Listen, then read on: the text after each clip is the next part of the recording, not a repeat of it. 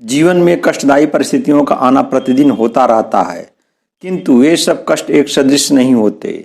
उनमें कुछ कम कष्ट देते हैं, कुछ अधिक। मूर्खता बहुत कष्टों का कारण बनती है। जवानी भी सब इच्छाओं वासनाओं की पूर्ति न होने पर बड़ी कष्टदायी बन जाती है, किंतु अपने घर में रहते हुए मनुष्य उन सबको चुपचाप झेल लेता है। यदि किसी का अपना घर न हो तो ये कष्ट 100 गुना बढ़ जाते हैं। अतः दूसरे के घर देर तक मेहमान बनकर कदापि नहीं रहना चाहिए। दूसरे के घर जाने और रहने वाला व्यक्ति कभी आदर नहीं पाता। चंद्रमा अमृतमय है, अमृत का खजाना है, औषधियों का अधीश्वर है, कांति युक्त है, किंतु सूर्य के सौरमंडल में आकर वह सूर्य की ज्योति से प्रकाशित होता है, इसीलिए सूर्य के क्षेत्र में उसका आदर नहीं होता। दूर से चलकर आने वाले थके हारे अतिथि का आतिथ्य सत्कार करना प्रत्येक गृहस्थ का कर्तव्य है। जो गृहस्वामी अपने इस कर्तव्य का पालन नहीं करता, उससे बिना भोजन कराए स्वयं भोजन करने बैठ जाता है, वह चंडाल कहलाता है। चावल से आटे में 10 गुनी शक्ति होती है, आटे से 10 गुनी शक्ति दूध में, दूध से 8 गुनी शक्ति मांस में, और मांस से 10 गुनी शक्ति तथा पुष्टि घी में होती है। शाक से व्याधियां बढ़ती है, दूध के सेवन से शरीर की पुष्टि और वृद्धि होती है, घृत के सेवन से बल वीर्य बढ़ता है, और मांस के सेवन से मांस बढ़ता है। मनुष्य के आचार व्यवहार से उसके कुल का अनुमान लगता है, उसकी भाषा से उसके मूल देश का परिचय मिलता है, उसके द्वारा किए गए आदर सम्मान से उसके हृदय की उदारता एवं कृपणता का अनुमान लग सकता है। उसके शरीर का सौष्ठव या कुरूपता परिचय दे सकती है कि वह कैसा भोजन लेता है। आशावादी होना अच्छा है, दुख में भी सुख अनुभव करने का अभ्यास उत्तम गुण है, किंतु ऐसे आशावादी मनुष्य को भी स्मरण रखना चाहिए कि सब पर्वत रत्न की खान नहीं होते, हर हाथी के मस्तक में मोती नहीं बनते। प्रत्येक वन में चंदन के वृक्षों की आशा रखना नितांत मूर्खता है। ऐसे अतिशय आशावाद से सावधान रहना चाहिए। मनुष्य गुण और अवगुणों का संगम है। दुर्गुणों में लोभ सबसे बड़ा दुर्गुण है। चुगलखोरी के सामने अन्य पातक गौण है। इसी तरह जीवन में सत्य का आचरण किया जाए तो तपस्या की आवश्यकता नहीं पड़ती। मन की स्वच्छता सभी पावन तीर्थों के समान होती है। प्राणी मात्र के प्रति प्रेम पूर्वक व्यवहार करना सर्वोच्च सद्गुण है। विद्या रूपी धन के सम्मुख सभी धन तुच्छ है, क्योंकि विद्या युक्त व्यक्ति के लिए तो धन का अभाव हो ही नहीं सकता। वहीं दूसरी तरफ अपयश के सम्मुख मृत्यु भी गौण है। मृत्यु तो एक बार आती है, किंतु अपयश प्राप्त व्यक्ति तो हर क्षण मरता रहता है। गुणी और विद्वान व्यक्ति का आदर सर्वत्र होता है। एक भी गुण होने पर मनुष्य की कीर्ति फैल सकती है। वह गुण उसके अवगुणों या दोषों को दूर कर देता है। ठीक उसी प्रकार जैसे केवड़ा सांपों से घिरा रहता है, उसमें फल नहीं उगता, कांटों से युक्त रहता है, टेढ़ा मेढ़ा होता है, कीचड़ में पैदा होता है, कठिनता पूर्वक प्राप्त किया जाता है। इतना कुछ होने पर भी उसकी सुगंध सबका मन मोह लेती है। मनुष्य जीवन के उत्कर्ष के लिए कुछ सिद्धांत निश्चित हैं। उनमें से एक यह है कि यदि अपने कुल या परिवार की रक्षा के लिए एक का त्याग करना पड़े तो निसंकोच कर दें। पूरे गांव की रक्षा के लिए स्नेही जनों का त्याग करना पड़े तो कर दें। पूरे देश के लिए गांव छोड़ना पड़े तो छोड़ दें। और यदि अंतरात्मा की सच्चाई की रक्षा के लिए सर्वस्व भी छोड़ना पड़े तो छोड़ दें। सत्य की रक्षा करना सबसे महान कर्तव्य है। मधुर वाणी सम्मोहन शक्ति के लिए होती है। इसके द्वारा कोई भी वश में हो सकता है। मधुर भाषण से, मीठी बोली से सभी प्राणी प्रसन्न होते हैं। मधुर वचन बोलने से कुछ नुकसान नहीं होता। वाणी में अमृत रूपी मधुरता घोलनी चाहिए, उसमें किसी प्रकार की दरिद्रता नहीं आनी चाहिए। मनुष्य को चाहिए कि यदि वह प्रिय मधुर बात कहने की स्थिति में न हो तो वह मौन रहे। यह बात मनुष्य कोयल से सीख सकता है। वह तब तक मौन रहती है जब तक बसंत न आ जाए, क्योंकि बसंत की खुशी में ऐसी मीठी बोली बोल सके जो सबको आनंदित करने वाली हो। समर्थ और पुरुषार्थ प्रिय व्यक्ति के लिए कोई काम करना कठिन नहीं होता।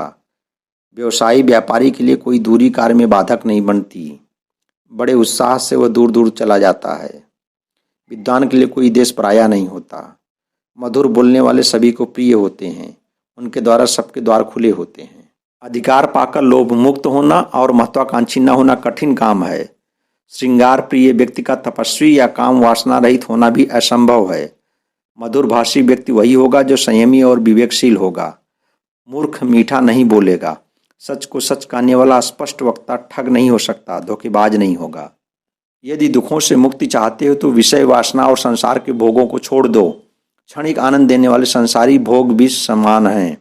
उनका परित्याग करके क्षमा, दया, निश्चल व्यवहार, मन, वचन, कर्म से सत्य का प्रयोग और पवित्रता को अपनाओ, तभी मुक्ति मिलेगी। क्रोध से मनुष्य का विनाश होता है, इसलिए क्रोध को यमराज कहा जाता है। तृष्णा को वैतरणी नदी कहा जाता है, क्योंकि तृष्णा का मिटना उतना ही कठिन है जितना वैतरणी को पार करना। विद्या सब प्रकार का फल देती है। असंतोष दुख का कारण है, घातक विष है। संतोष अमृत है। संतोष रूपी अमृत से तृप्त और शांत चित्त से अपना कर्तव्य करने वाले मनुष्य को जो सुख मिलता है, सदा असंतुष्ट रहकर धन के लोभी व्यक्तियों को प्राप्त नहीं होता। वे लोभवश इधर उधर भटकते ही रहते हैं। अपचन की शिकायत हो तो भोजन न करके केवल जल पीना औषध लेने के बराबर है। अपचन न हो तो भोजन पचने पर पानी पीना बलप्रद है। भोजन करते हुए थोड़ा थोड़ा पानी पीना अमृत समान है, किंतु भोजन के तुरंत बाद पानी पीना हानिकारक है, विष समान है। अपने अस्थायी निवास योग्य स्थान का चुनाव करते हुए विचार कर लेना चाहिए कि वह स्थान ऐसा अवश्य हो जहां आदर सम्मान के साथ रह सकें, अपनी आजीविका प्राप्ति के साधन जुटा सकें, बंधु बांधवों के बीच रह सकें और जहां रहते हुए नया ज्ञान प्राप्त करना भी संभव हो। जहां इन सब में से कुछ भी प्राप्त न हो, उस स्थान पर न रहें। रहते भी हों तो उसका परित्याग कर दें। ऐसे स्थान पर भी नहीं रहना चाहिए जहां किसी भी प्रकार की जीविका का उपार्जन करने के साधन उपलब्ध न हों, जहां किसी व्यक्ति के अपराध करने पर भी दंड मिलने की व्यवस्था न हो, बहुत अराजकता हो, जहां के निवासियों में कुशलतापूर्वक व्यवहार करने की बुद्धि न हो, जहां अधिकांश लोग निपट स्वार्थी हों, किसी भी अवसर पर अपने स्वार्थ का परित्याग कर परोपकार करने की भावना न हो। कौन इतना मूर्ख होगा जो ऐसे नगर या गांव में रहने का साहस करेगा। ऐसे देश या स्थान पर भी रहना योग्य नहीं जहां कोई श्रीमान धनिक न हो, कोई विद्या व्यसनी व्यक्ति न हो, कोई शासक न हो, पास में कोई नदी न हो और जहां चिकित्सा की व्यवस्था भी न हो।